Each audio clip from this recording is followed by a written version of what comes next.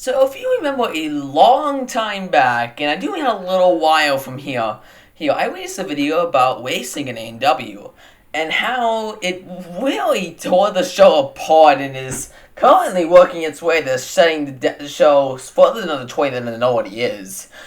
But today I am talking about the newest season of ANW that is going to be coming out within the next day as I'm uploading this, hopefully. American Gladiators Season 16. This is a season that is going to be terrible, and I wish I wasn't saying that before it aired. But generally speaking, just because of all the bad format changes from Season 15, I can't really give this season much praise, or really, I don't think, it can really, be all that good. You read this video's title, Idol. I don't think this season can get any higher than a 7 out of 10 for me, and that is because of all the bad format changes. I'm only docking it points for that because I can't enjoy the season because they ruin everything that made ANW so good. But at least, all the good aspects of it. That's how much racing has tore apart the show and how much Season 15 was ruined by it. So going into Season 16, there aren't many high hopes. I've compiled a list of 10 things that ANW needs to get this glorious 7 out of 10 rating. And quite frankly, I don't expect it to really get any of these, because a lot of them are by chance, but they would make the season the most enjoyable because it would make the season feel the most normal, and also make the season the most dramatic it really can be, given honestly these terrible formats. And again, watch that racing video if you guys are curious about the format changes, or even the episodes of the podcast if you want a way more in-depth look at it. But generally, this is going to be a quick overview going over a list of 10 things that ANW 16 should include if it wants to be any kind of decent season of ANW. One thing to note too about this list, it is not in order. Minus number 10 on this list, all of them are basically equal need for the season to be decent. There's no specific order I'm doing this, so it's not like there's a thing that needs to happen the most, but there is kind of a thing that needs to happen the most, and that's going to be number 10 on this list. So do not think of this as a top 10, more of just as a list of 10 things. Again, this isn't really any kind of order. Starting with the qualifying round. No person within the qualifying round who is within the top 13 or the top 3 women is able, should move on without at least reaching the 4th obstacle. This is kind of possible. Given what we know about last season, it literally was anything goes, because we had women who were making it out of the qualifying round with this by not even completing the 2nd obstacle, which is the lowest a qualifying round has ever been, and in the entirety of AEW's history. We need to be able to go back to those days where you have to complete the course to move on, or again, get to the 5th obstacle. I mean, it be the 4th obstacle, to me, that's somewhat impressive depending on what the course is. And generally speaking, I think the 4th obstacle is a really good rookie one if you're just some amateur on the field, you know? So generally speaking, I think the 4th obstacle is a decent clarify for this. So that's what I'm putting it at. I'm going to say, I didn't mention this earlier, which I probably should have, but each thing I'm listing on this list, I will give a percentage for the likelihood of this possibly happening. These aren't exact, but these are just based off my own opinions and how likely I personally think they could happen. But you guys can easily come up with your own percentages in the comment section below, and I'd love to hear what you guys think. But anyway, for this first one, I'm going to say there's about a 40% chance this happens. It's very possible, given the fact that talent is usually pretty good each year. And Season 15 is mostly an oddity in this case, because most of the time, people don't make it without at least making it to the 4th obstacle, but it was just really annoying to see people make it to the 2nd obstacle and still move on. So it's generally something I don't really want to see, which is why it's on this list. And it's only going at 40% because, well, yes, I can see it happening. There's also a chance it might not because it's basically the same field taking on the course, so it's likely the same things are going to happen. Number 2, the obstacles need to stop being overly design heavy and they need to start being more simple. simple. I miss it when obstacles can be really simple and do a lot of damage. Something like the hazard cones, quite get up the ball hop, really simple stuff. And not over the top and crazy like tetherball, carnival, Angry Birds, Icaballs. I could keep on going. There were so many within just the last 2 or 3 seasons alone. In fact, ANW 15 is chock full of them, and it's annoying. Okay, for season 16, we are aware of 2 obstacles that could be this situation. Duck Duck Goose, and no, I'm not joking when I say there's an obstacle named that, and Pizza Party. That's a party. I think I'm straight up worried for Duck Duck Goose. It really sounds like the most over-the-top obstacle you can get, which upsets me a lot. And I'm kind of scared to see what this obstacle looks like. And there's also Pizza Party, which, as far as I know, well, yes, might be a difficult obstacle for Stage 3. It's also gonna be over the top and design heavy, so, yeah. This is something that can't really physically happen given what we know about the season. But I am basically telling it the rest of the new obstacles that we are not aware of, like an example being the bolt cutters, which we know are going to be in the season, Ethan's qualifying round, just to be simple stuff. I am telling you right now, it's better to be simple than to be crazy. Unfortunately, it won't be that way, but it'd be nice. There's also going to be a new, bigger version of the barrel roll obstacle on Stage 1, which could be a good start to this as well. I'm going to give this a 60% chance. Given the obstacles we don't know about, I can easily see some of these being really simple. But I'm not holding my breath for this one, and it's not the biggest end of the world thing. It's just something that I would really think would make the season stand out a lot more if it just stopped being over the top and crazy with the obstacle designs. I know a lot of them come from the Obstacle Design Challenge, but generally I know a lot of them are also the show being crazy and the show not knowing when to take an obstacle too far. Number 3, the editing needs to stop sticking with stop stories and focus more on the competitors themselves, and showing as many ones as possible within the runtime of the episodes.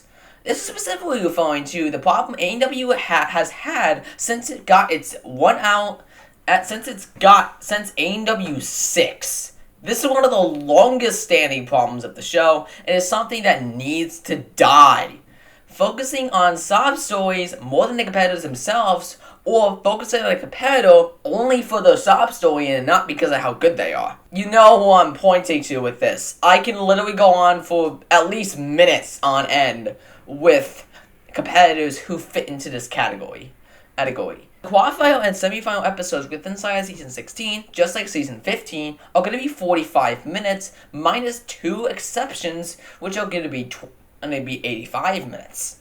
8 minutes. For these episodes, for the 45-minute episodes, you need to focus on the array of competitors that are running. Focus on the top 13 that moved on, and the bigger stars who ended up getting knocked out very early. You can show off rookies as well, even if they didn't move on. If they have interesting stories, sure, why not? Just don't be too crazy with it, obviously. As this entry states, I don't want something that's supposed to make you cry or is super progressive. So if I would care if, a competitor had a really good competitor journey that, maybe started them as a young kid and then they just journey to become a ninja. I don't need either journey to become a bowling athlete or something, or the fact that they went to the hospital, had scary surgery, and then almost died. It's not what this show is for. I'm sorry. I know that was just rude just then, and those kinds of stories have their place, I guess, but not in ANW. This is a problem the show's had for so long, over a decade at this point. It is something that needs to stop. Chalk down and focus on the competitors we want to see, and focus on the ones that were interesting throughout the night. The editors really need to learn how to chop off all the really annoying and cringy editing, and need to focus on actually allowing the show show to just be a game show and be Ninja Warrior by just allowing it just to be its broad standards. And ANW was at its best when it was a reality where it was a show where it was paced like a competition. Editing wise. Nice. Look back at seasons 7 through 9 and you'll see what I mean. The editing was paced like a general competition, and it was exciting to see all the competitors go far. And I loved how they did fast forward segments and the way they chopped everything together. It wasn't perfect by any means because I've mentioned how the sob stories problem has been a thing since ANW 6. But during the early seasons, they did a decent enough job of chopping the fat and really focusing on the competitors we cared to see. If you want some decent examples, take a look at the Las Vegas National Finals episodes for these seasons. Aside from Season 9's second Stage 1 episode, which was mostly just focused on one particular competitor, because they were retiring, generally speaking, these episodes are really well edited and really do show the broad standards of the competition and what I would really want to see from future episodes of the show and how it should really be paced. For this entry, I think it's probably a 30% shot for this to even be close to what I'm asking for. I think it's more likely that, again, it will focus on any kind of sob story it can get its hands on to be as inspirational as possible, because that's how ANW thinks it gets ratings. When really, again, it needs to focus on the competition itself. The 30% chance is mostly just because I can see it, but it's unlikely. But not impossible. Number 4. The semifinals must have at least 10 non-safety pass races that don't end with a 5th obstacle fail from either ninja. This brings up the problem of most races in Season 15 ending on slingshot. Ending on slingshot, or even early on the course, allowing the other competitor to catch up with an easy win. And while yes, shocking fails always have their place, and there were 2 big ones in Season 15 in the semis, it generally does not make for entertaining race when it all ends in a fail on the same obstacle. In Season 15, for some general stats, there were only about 3 or 4 aces, not including safety pass races, that did not have competitors following the 5th obstacle. Granted, none of these races were really all that close, but neither competitor fell on the 5th obstacle or anywhere early on the course. Both of them hit buzzers, though they failed probably distances away from each other. The only races that were even close during the semis were the safety pass races, which isn't good because that's not most of the episode. This is the second thing I'm requesting, is dependent on the results itself. And generally speaking, again, the chances are pretty low, but this would make the episodes more entertaining to watch, and would make it more worth it of a change to make the semifinals a race. I will give this change to the format this. By this point, the semi-final courses have been dull and boring, which is mostly because they haven't had the budget to change much, because the qualifiers are only filmed in one spot. The obstacles are built once, and then 2 rounds are ran on them, and then intertwined and re-aired. At least that's how they did it for seasons 13 and 14. They haven't really been able to vary up the courses since season 11 before the pandemic.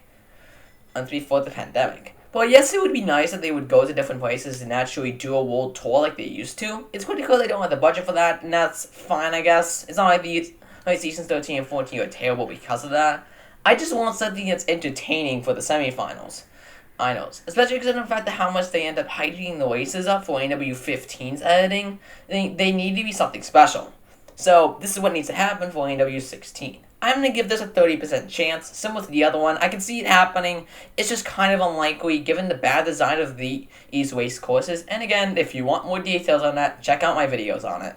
Number 5. The results of any part of the competition should not be told to the viewer before they happen in any way. This is avoiding how ANW, since around the time of ANW 11, have been constantly spoiling the viewer the results of the season without even a care in the world about what's coming up next. The biggest outliers of this are seasons 14 and 15, where both of them spoiled the fact that there were going to be a certain amount of competitors attempting Stage 4, and season 15 honorably spoiling that there was a winner at the beginning of stage 1, several weeks before that would have happened, and completely ruining any kind of stakes. The question was, who was it? But who the fuck cares at that point? It cares at that point. Right. This is really interesting as a topic because if ANW doesn't tell us if there was a winner or not, there's a chance there wasn't a winner, which would be really nice for me. But I think it was likely a winner. I hope not, and we'll get to that later. But generally speaking, any kind of results should not be told to the viewer because again, that ruins any kind of stakes they could even have in the episode. So to avoid this, don't show competitors on the stage they're about to attempt. And again, don't spoil results for the sake of clicks. End of discussion. This is likely a 50-50 shot. ANW has sometimes done a really good job of not spoiling the results because it is a really easy thing not to tell the viewer what happened. But ANW really has tore its seasons to the ground by doing so within the last couple of years, so it could really go either way. But I hope that what the editors have learned from Season 15 is that telling the viewer what's going to happen ruins everything. And I hope they understand that going into next year. Again, 50-50 shot. Number 6. No scandals or retries passed off as the real one to cover up really stupid disqualifications or anything of that sort. I am mostly referring to the constant reruns and constant refilmings that constantly happen on the course, and the viewer is simply not told about it. The most recent example of this situation is Jeremiah Boyd during Season 15, who ran Stage 3 and got disqualified on the road sides obstacle for using both of his hands while transitioning. This is a stupid role on its own, but the way they decided to cover it up was instead of giving him a rerun, they ended up giving him an ultimatum to where either A, his one would not be shown, or B, he could retry the obstacle and fail it on purpose, and the editors can edit it in and make it look like he actually failed, with some ADR from Man Akbar. Yeah, it was done pretty poorly, and if you were paying attention, you could definitely tell that this is the case, because you could tell he's acting for it as well. Pay attention to this false swing that I'm showing on screen. I think it's pretty obvious that was done on purpose to make it look like he was struggling, when before this, he was doing fine and definitely finished. And it's without this problem. I couldn't even tell you why ANW cared that much. Especially because of the fact that they gave RJ Rowan a fucking free pass for not clearing the final leap on the final bar but making it to the platform. I feel like a simple two-hand grab on the road signs obstacle that is very hard to avoid anyway is something that should not be a problem for you guys. End of discussion. Anything like this something that should be avoided entirely, and you guys being bullcrap with rules is the main reason it happens. I'm giving this a 50-50 shot because, as I mentioned before, it's because some seasons don't have these at all as far as we know, but they're pretty common, so I wouldn't be surprised if this season has a couple as well. Number 7. Now we're getting to the real shit that is very unlikely to happen, but would definitely boost the viewing experience of this season and make it somewhat tolerable as a season. Number 7. Exactly 24 finishers on stage 1. No more, no less. This is because of the top 24 rule that destroyed Las Vegas last year, that is in play this season because they didn't prepare for people to hate it. This rule made it show that if less than 24 finishers on stage 1, then anyone remaining within the top 24 can move on, which is likely so they can have a full episode on stage 2, even though they didn't. And if there were more than 24 finishers, there'd be more races, and if it was an odd number, they'd revive someone random from the course who likely would have been someone who didn't deserve to move on anyway. Who likely would not have deserved to move on anyway. Anyway, if we get exactly 24 finishers, we avoid all this bullshit. But it's very unlikely. It needs to be exactly 24 in order for all the bullshit to be avoided. And again, it's very unlikely. I'm giving this a 20% chance. Very low, but it's kind of possible. I think I'd even be okay with it if we get more than 26, within 24, just don't get an odd number. At least then everyone finishes. One who moves on can finish the course. But still, we'd still be dealing with a lot of races on Stage 2, which would contradict one of the future points on this list. Number 8. At least 5 races on Stage 2 have to end with a 5th obstacle fail. Can't end with a 5th obstacle fail from either ninja. This is the rule from the semifinals from earlier on the list, just for Stage 2. And because there are less races on Stage 2, and Stage 2 is generally a harder course, and because Epic Air Surfer was not controlled well by the rain, and I think it's very unlikely we'll get to see anything of this sort. I will give Season 15 this. Stage 2 was pretty entertaining, but it really wasn't all that good for ANW standards. Though there was some good standout moments, like Austin Gray's save on Epic Air Surfer, and some pretty shocking fails on both Epic Air Surfer and the Jawbreakers as well. But in general, what would make Stage 2 more entertaining is if a couple of races ended up making it past the falling shelves and ended up being really close buzzer beaters, which never happened last season. I doubt it's going to happen, but it would make Stage 2 more entertaining. I'm going to give this a 20% chance. Unlikely, but I could kind of see it, and again, it would make Stage 2 more entertaining, so that's why it's on the list. Number 9. A maximum of 2 people should finish Stage 3, and additionally, no one should finish it at all. This is very unlikely, given the whole 14 minimum Stage 3 people due to how Stage 2 works. But it would make Stage 3 more of a threat. Especially because of the fact that we haven't had a season end on Stage 3 since Season 10. And it made Stage 3 seem so daunting when it happened. The fact that we keep on getting season to where a ton of people finish Stage 3 and making the course itself feel like a shadow of its former self is very disappointing. Stage 3 does not feel like Stage 3 anymore in ANW. It really hasn't, from the nerfed Ultimate Cliffhanger to the constant rest bars that have been added each year, to the removal of really good obstacles, or being replaced with obstacles that are equally as difficult, but really just seem like things that tire you out over actually being difficult. 2 finishers on this course would make it a lot more deadly. It feel a lot more deadly, and feel a lot more like the Stage 3 of old. And if no one finishes this course, absolutely. This is really low, and even considering just the number of people who are going to move on, not even who they're going to be. 5%. Very low. I cannot see this happening, but it would make the season a lot less stereotypical in terms of ANW as of lately. And finally, number 10. And this is absolutely something that needs to happen. And if it doesn't happen in this season, it will be equally as disappointing. Number 10. No one should win Stage 4. Stage 4, if it is touched, and it should not be touched in general. If someone makes it to Stage 4, they should not clear it. End of discussion. We just had a winner in the form of Vance Walker. While yes, I don't personally think Vance was really all that special, he still won the show and had an incredible journey all throughout. But considering how close we've had to a winner the 2 seasons beforehand, it would just be a really good breath of fresh air if we don't have a winner, and it would also be a really big fresh air if we don't have anyone attempting Stage 4. Especially given the fact that Stage 4 is not going to change, there really is no anticipation for what Stage 4 is going to look like after a total victory.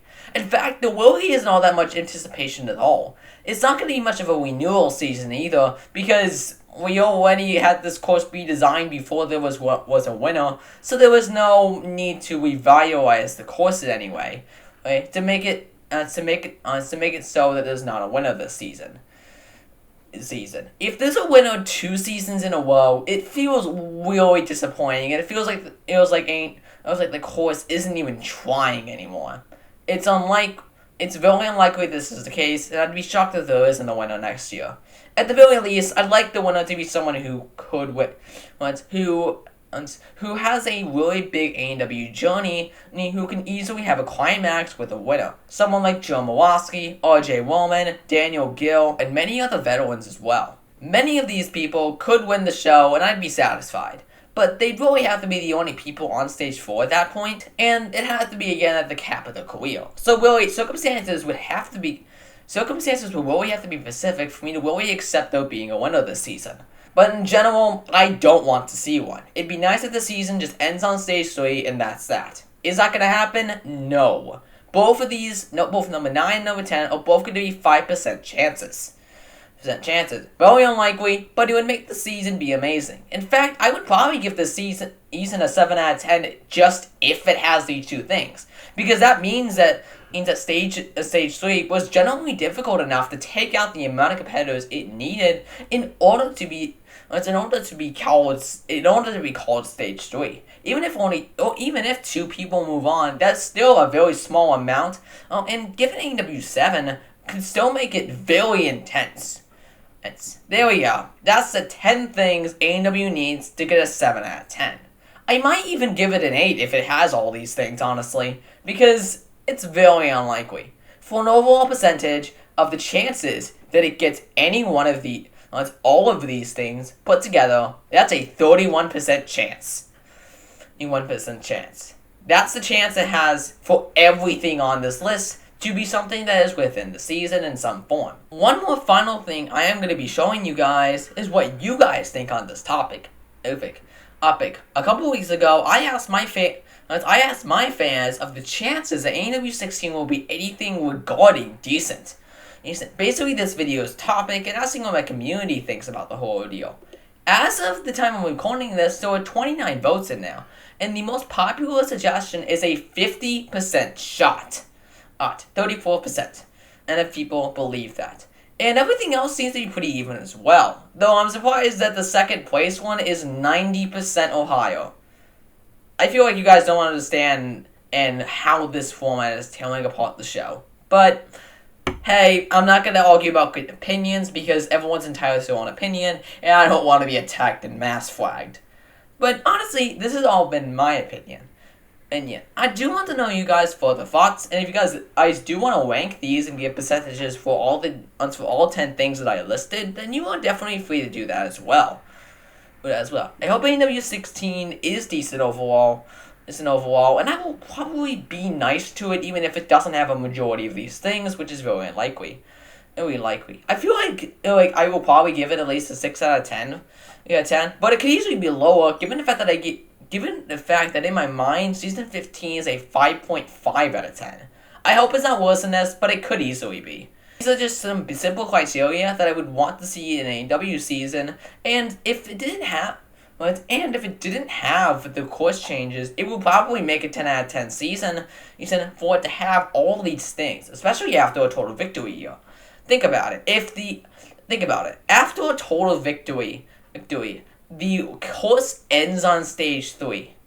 It'd be like fucking paradise. It'd be AWA all over again, and I will feel so satisfied. Will it happen? No, but it'd be nice. Anyway, I will see you guys next time for the podcast on the first episode of ANW 16. Peace.